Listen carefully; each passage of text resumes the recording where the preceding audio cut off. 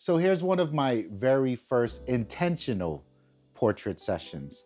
And as I transition from an event photographer over to portraiture, I've been talking a lot about this on the channel, and there's a lot of work. There's a lot of rewiring the way my brain works, the way I see things, a lot of intimidation, which I've been very open about. um, but yeah, here's one of those very first sessions. I think her name is Jada, the model. I think she was she the first or the second? I think she might have been the first person that I shot in studio. And it was so much about this session that was the beginning of me realizing how much I don't know and how difficult this truly is. So my approach here was I wanted to exercise. I wanted to get my bars up. And really I wanted to do this in a way that every 15 or 20 minutes we could have a different look. We can go after a different purpose. I could change out the backgrounds, a whole new set of looks. And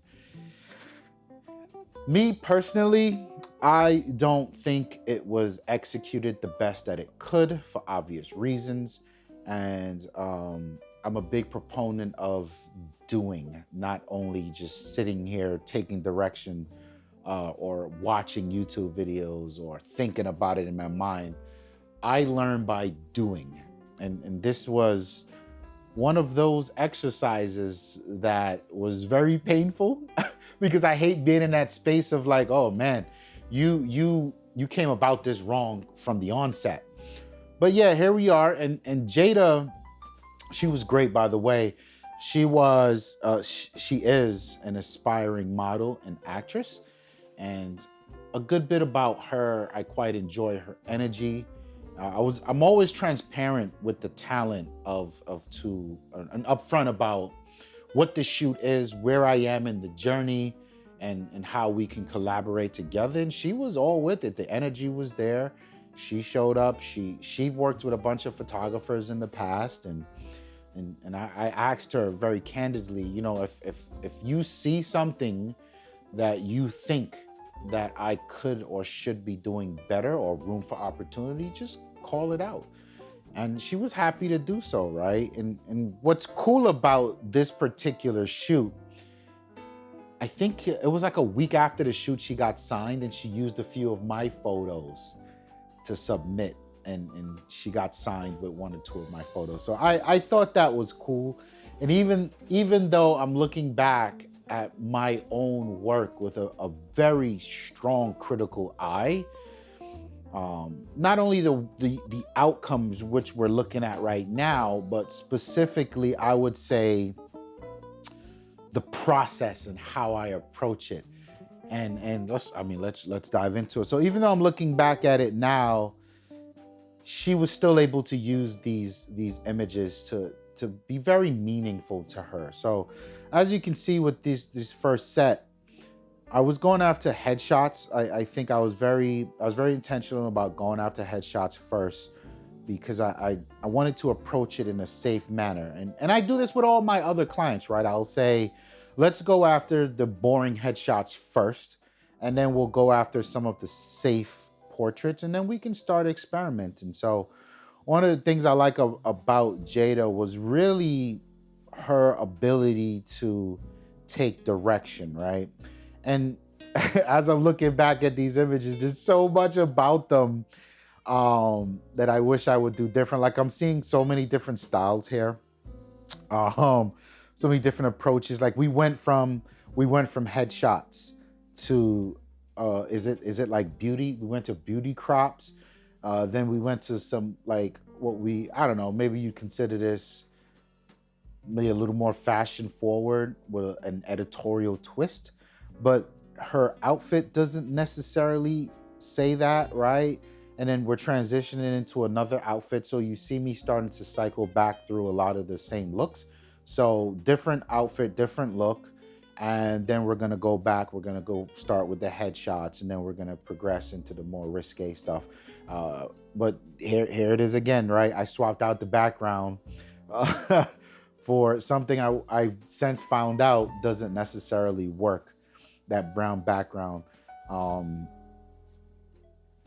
I like how she plays ball, right? But in doing this, in reviewing this, this is what, 2 months ago. I'm looking at these again, and I'm starting to see, yeah, this photo's cool. I thought this photo was cool for many reasons. I had her I had her body facing away from the key and looking back toward the key. So I quite like what the catch light is given in her eyes. I think this was pretty cool. Um, but yeah, really what stood out about this shoot, like she pulled out this jacket that was kind of nice. And I swapped out the I swapped out the background. To I wanted to go for this nice contrast between the skin and the fur and the background and the fur having this monotone look to it, because they're quite the same tones. And yeah, I mean, I still kind of like them, but see, here's the weirdness that I'm gonna get to now. So if we're looking at the catch lights, right? This entire shoot that you may or may not be able to see, so let's talk about it. You'll see the highlights in the hair in the back, and then over here on the right side, you'll see some highlights again. So this is a 4-light setup, which I've since come to understand is really quite overkill. So I've got two LEDs, one to the left, one to the right, and that's providing my edge/hair light. And then I've got 2 lights in the front. So there is a key and there's a fill. And I was running them in a 1:2 ratio, or was it a 1:4? Forgive me, because I'm still learning the technical lighting setup, but also I've since done away with it. A lot of my more recent shoots have been 1 light setups and just a light and a reflector. And I've been getting some nice stuff. So here, what's really killing me is, and now I know what to look for, is this, it's too busy in her eyes. There's too much going on in her eyes. And I mean, it's okay, right? Like, but it's just not my style. It's just not my taste. And this is what I'm referring to when I say you learn by doing. Because as I'm editing, but I actually quite like this image right here.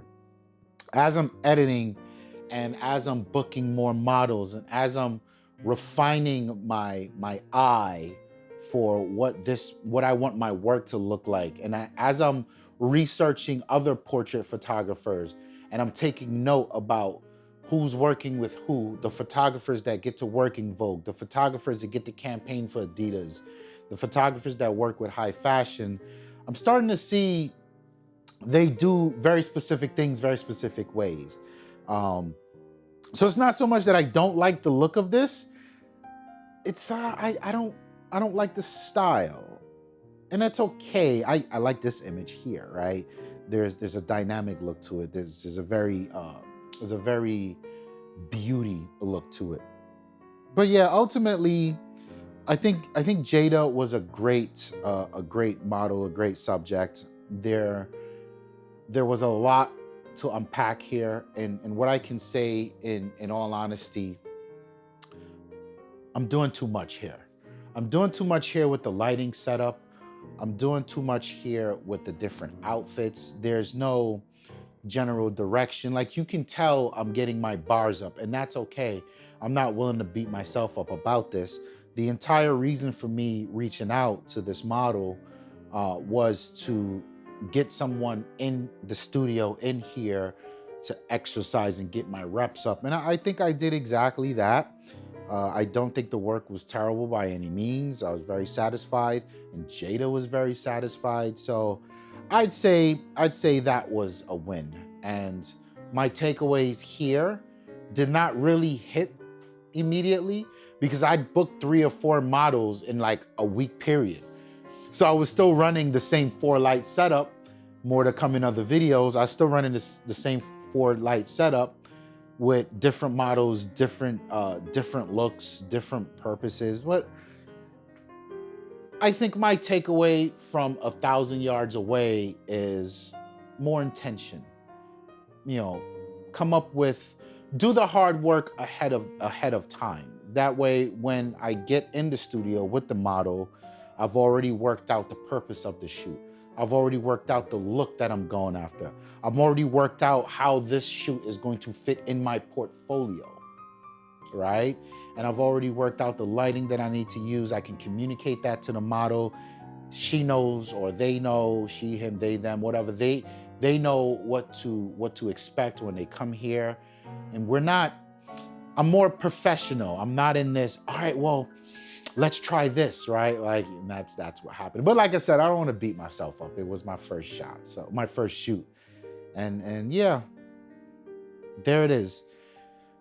Thank you so much for your time. Thank you so much for joining me as I have these discussions about my journey as a professional photographer and my creativity and where I go. And I always like to say time is the most valuable resource that we have, and I do not take it lightly that you've shared yours with me here today. Like the video if you like it. Subscribe to the channel. Plenty more content coming.